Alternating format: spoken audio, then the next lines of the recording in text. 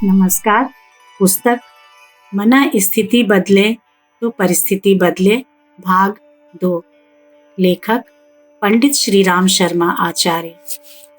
जहाँ भी आवश्यकता और अभावों की चर्चा होती है वहाँ साधन संवर्धन के लिए प्रयत्नरत होने का सुझाव दिया जाता है। इसमें कुछ अनुचित भी नहीं है। बढ़े हुए साधनों के सहारे अनेकों उपयोगी कार्य किए जा सकते हैं। इसलिए आप्तजन 100 हाथों से कमाने का उत्साह उभारते रहे हैं, पर उनके साथ ही 1000 हाथों से खर्च करने का निर्देश भी दिया जाता है। यहाँ दुरुपयोग कर गुजरने के लिए नहीं, वरन सदाशयता भरे प्रगतिशील प्रयोजनों के लिए उस उपार्जन को नियोजित करने के लिए प्रोत्साहन किया गया है। वैसा अनावश्यक संचय न किया जाए जिसकी परिणति आमतौर से दुर्व्यसनों के लिए ही होती है, जो ईर्ष्या उभारती है और दूसरों को भी उसी अवांछनीय मार्ग पर चल पड़ने के लिए बरगलाती है। पारा पचता नहीं, वह शरीर के विभिन्न अंगों में से फूट फूट कर निकलता है।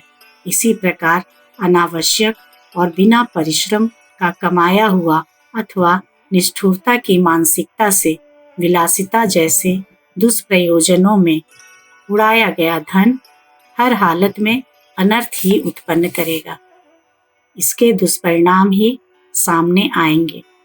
खुले तेजाब को, जलती आग को कोई कपड़ों में लपेट कर नहीं रखता।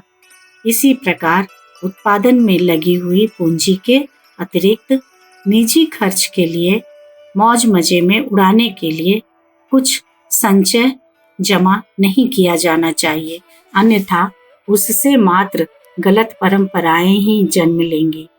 अमीरों की संतानें आमतौर से आराम तलब, निकम्मी और दुर्गुणी ही देखी गई है।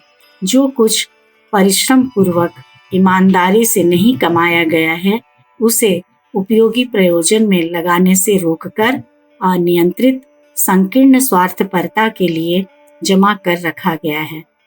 उसकी अवांछनीय प्रतिक्रिया न केवल संचयकर्ता को, वरन उससे किसी भी रूप में प्रभावित होने वाले को भी पतनोन्मुख प्रवृत्तियों में धकेले बिना न रहेंगी। दुरुपयोग की तरह निष्क्रियता, निरुत्साह भी अनिष्टकारक है। आलसी प्रमादी ही आमतौर से दरिद्र पाए जाते हैं। उत्साह का अभाव ही उन्हें शिक्षा से वंचित रखता है। सभ्यता के अनुशासन को अभ्यास में न उतार पाने के कारण ही लोग अनगढ़ और पिछड़ी स्थिति में पड़े रहते हैं। यदि उनके इन दोष दुर्गुणों को हटाया घटाया जा सके तो इतने भर से निजी प्रतिभा में नया उभार आ सकता है और उस दरिद्रता से छुटकारा मिल सकता है जिसके कारण कि आए दिन अभावों, असंतोषों और अपमानों का दबाव सहना पड़ता है। उदारता, प्रामाणिकता और परमार्थ परायणता, यह 3 ऐसे ही गुण हैं जिनका उपार्जन अभिवर्धन करने पर व्यक्ति न केवल अपने को सुखी समुन्नत बना सकता है, वरन उसके क्रियाकलापों से संबद्ध समूचा परिवार ऊंचा उठता आगे बढ़ता चला जाता है। साधनों का महत्व तो अवश्य है, पर इतना नहीं कि उन्हें व्यक्तित्व के स्तर से भी ऊंचा माना जा सके। गरीब देशों के लोग सर्वथा निठल्ले निकम्मे ही रहते हों, ऐसी बात भी नहीं है।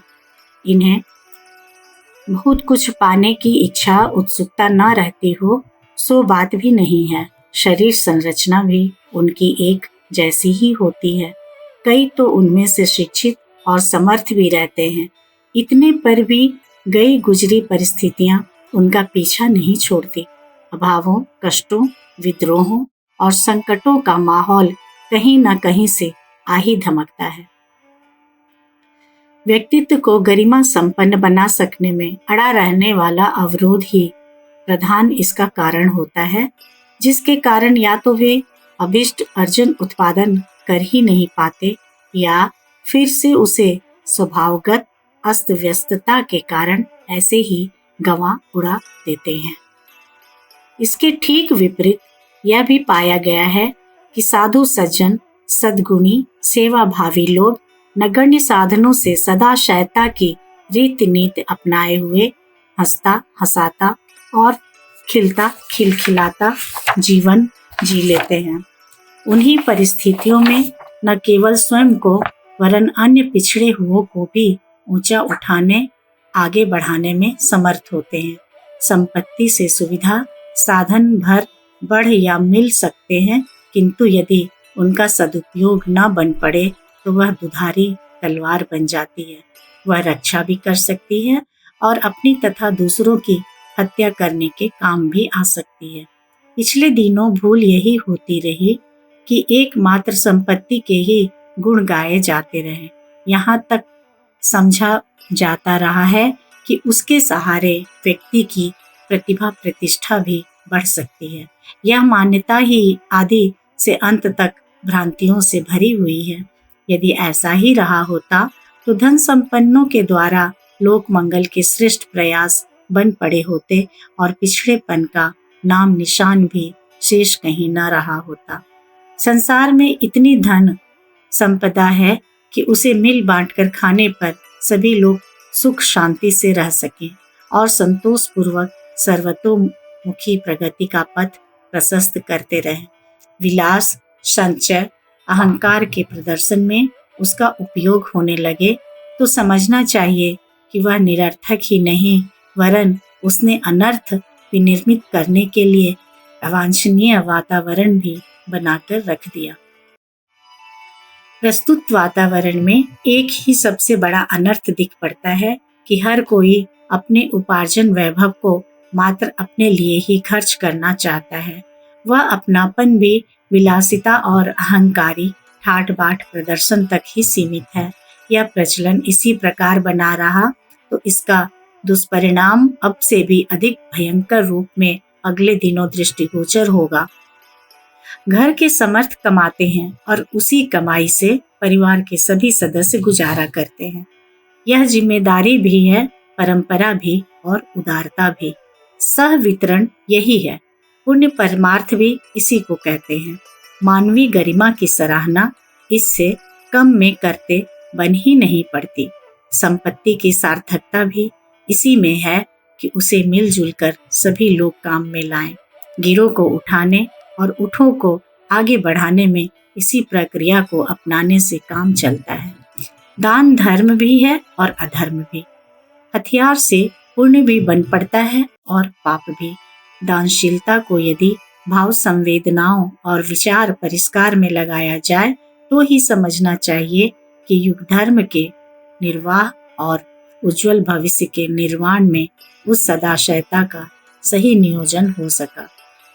अन्यथा धूर्तों द्वारा मूर्ख आए दिन जिस तिस बहाने ठगे ही जाते रहते हैं और यह बहकाया जाता रहता है कि यह नियोजन पुण्य के लिए किया गया है। स्मरण रहे, उज्जवल भविष्य निर्माण की महती योजना मन मस्तिष्क में आदर्शवादी भाव संवेदनाओं का उभार उपजाए बिना और किसी प्रकार सफल संभव हो ही नहीं सकेगी। संसार में चिरकाल से दो प्रचंड धाराओं का संघर्ष होता चला आया है।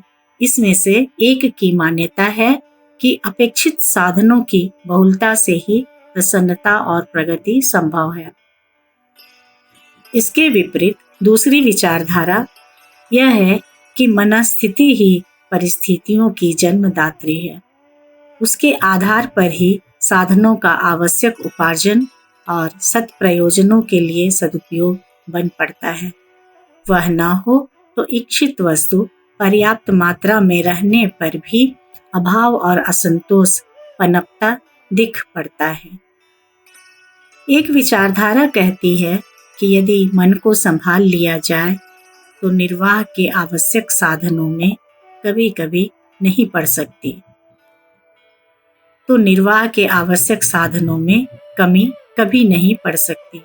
कदाचित पड़े भी तो उस अभाव के साथ संयम, सहानुभूति, संतोष जैसे सद्गुणों का समावेश कर लेने पर जो है उतने में ही भली प्रकार काम चल सकता है। कोई अभाव नहीं अखरता। दूसरी का कहना है कि जितने अधिक साधन उतना अधिक सुख। समर्थता और संपन्नता होने पर दूसरे दुर्बलों के उपार्जन अधिकार को भी हड़प कर मनचाहा मौज मजा किया जा सकता है। सभ्यता अनुशासन के परिपालन में है। अपने को नीतिमत्ता से अनुबंधित किए रहें और दूसरों के साथ उदार व्यवहार बरतें। यही है मानवीय गरिमा के साथ जुड़ा हुआ शालीन शिष्टाचार। इसके अंतर्गत यह लोकाचार भी आता है कि घर में बालकों, वृद्धों, असमर्थों की व्यवस्था पहले बनाई जाए, इसके उपरांत अपनी ललक लिप्सा को आगे बढ़ने दिया जाए। जिन्हें अपना ही पेट सब कुछ दिखता है, वे उदारता बरतना तो दूर, बुरे लोगों की तरह निष्ठुरता बरतने से भी नहीं चूकते। ऐसों को दूसरों का अधिकार हरण करते हुए लज्जा, संकोच, भय जैसा भी कुछ अनुभव नहीं होता। ऐसी जड़ता अपनाने पर तो किसी को मानवीय गरिमा के क्षेत्र में भी प्रवेश करने का अवसर कभी नहीं मिलता। स्वर्ग और नरक की दो दीवारें आपस में जुड़ी हुई हैं। घर वही है पर एक दरवाजे से घुसने पर गंदगी से भरी पूरी नरक वाली कोठरी में पहुंचना पड़ता है। किंतु यदि दूसरे दरवाजे से होते हुए भीतर जाया जा सके तो स्वच्छता, सज्जा और सुगंधि से भरा पूरा वातावरण ही दिख पड़ेगा। हम अब झगड़ने, हड़पने, निगलने और समेटने भरने पर उतारू होते हैं तो हाथों हाथ अनीतिजन्य आत्म प्रताड़ना सहनी पड़ती है। बाहर की भत्सना और प्रताड़ना को तो सहा भी जा सकता है, पर जब अंतरात्मा कचोटती है तब उसे सहन करना कठिन पड़ता है। पैर में लगी चोट और हाथ में लगी लाठी उतनी असह्य नहीं होती जितना कि अपेंडिसाइटिस, यूं हृदयघात जन्य दर्द से आदमी बेतरह तिलमिला जाता है और प्राणों पर आ बीतती है। मानवीय गरिमा को खोकर मनुष्य से ऐसा कुछ बन ही नहीं पड़ता जिस पर वह संतोष या गर्व कर सके, प्रसन्नता व्यक्त कर सके और समुदाय के सम्मुख सिर ऊंचा उठाकर चल सके। बाहर की वर्षा से छाता लगाकर भी बचा जा सकता है, पर जब भीतर से लानत बरसती है तो उससे कैसे बचा जाए। धरती पर नर कीटक, नर पशु और नर पिशाच भी भ्रमण करते रहते हैं। देखने में उनकी भी आकृति मनुष्य जैसी ही होती है। अंतर तो आदतों को स्वभाव बनकर जमी हुई प्रकृति को देखकर ही किया जा सकता है। किसी के पास तलवार होने का तात्पर्य यह तो नहीं कि वह कहीं भी कत्ले आम कर डाले। अतिरिक्त बुद्धिमत्ता का तात्पर्य यह तो नहीं हो सकता कि इसके सहारे संसार की सुव्यवस्था को बर्बाद करके रख दें। अनीति बरतने के लिए उसे स्वेच्छाचार का लाइसेंस मिला हुआ नहीं है। इस स्तर की चतुरता अपना लेने का प्रतिफल यह तो नहीं होना चाहिए कि वह आत्मा और परमात्मा की आंखों में धूल झोंककर अहंकार से उन्मत्त होकर अपने क्रियाकलापों से वातावरण को उद्वेगों और अनाचारों से भर दे। जिस प्रकृति का पायपान करके जिसकी गोद में हम सब क्रीड़ा कसमोल कर रहे थे, आश्चर्य है कि हम उसी की गर्दन घोट डालने के लिए उतारू हो गए। जहाँ से हम अन्न, जल और वनस्पति प्राप्त करके जीवन धारण किए रहा करते थे, वह संपदा जिसके साथ हमारा संबंध सहोदर भाई जैसा है, यदि उसे इसी प्रकार नष्ट करते चले गए तो अर्धांग पक्षाघात पीड़ित की तरह हमारा जीवन भी स्थिर न रह सकेगा। भूगर्भ का असीम उत्खनन उसे बांझ बनाकर छोड़ेगा। जलाशयों की संपदा को मारक तत्वों से भरते कारखाने पीने योग्य पानी छोड़ेंगे भी या नहीं।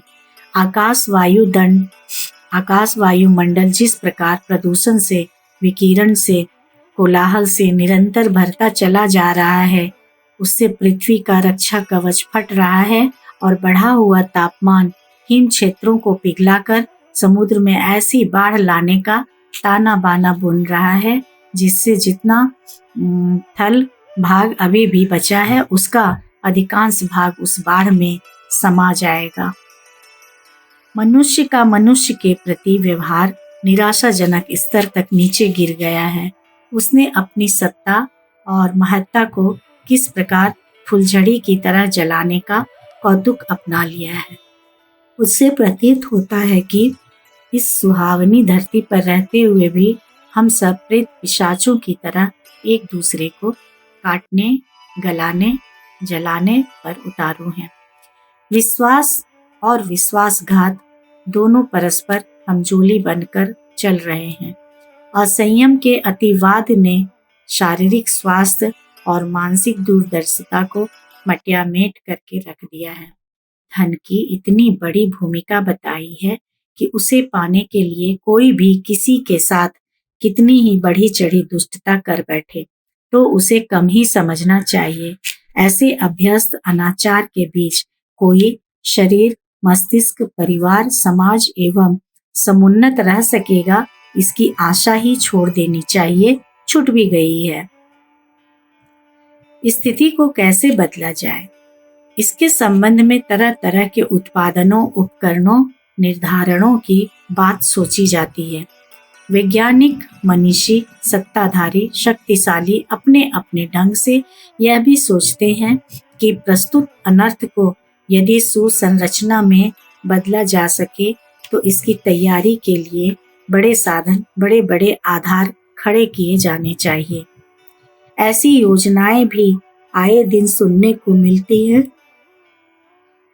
और जताई बताई भी जाती हैं कि अधिक साधन संपन्न संसार विनिर्मित करने के लिए बड़े लोग कुछ बड़े कदम उठाने, बड़े विधान बनाने जा रहे हैं। इतने पर भी निराशा को हटाने में राई रत्ती भी सफलता मिलती दिख नहीं पड़ती, क्योंकि वस्तुतः मना स्थिति ही परिस्थितियों की जन्मदात्री है। यदि मानसिकता को आदर्शवादी उत्कृष्टता के साथ न जोड़ा जा सका तो स्थिति सुधरेगी, सुलझेगी नहीं, वरन विपत्तियां और भी नजदीक आती और भी रौद्र रूप धारण करती चली जाएंगी।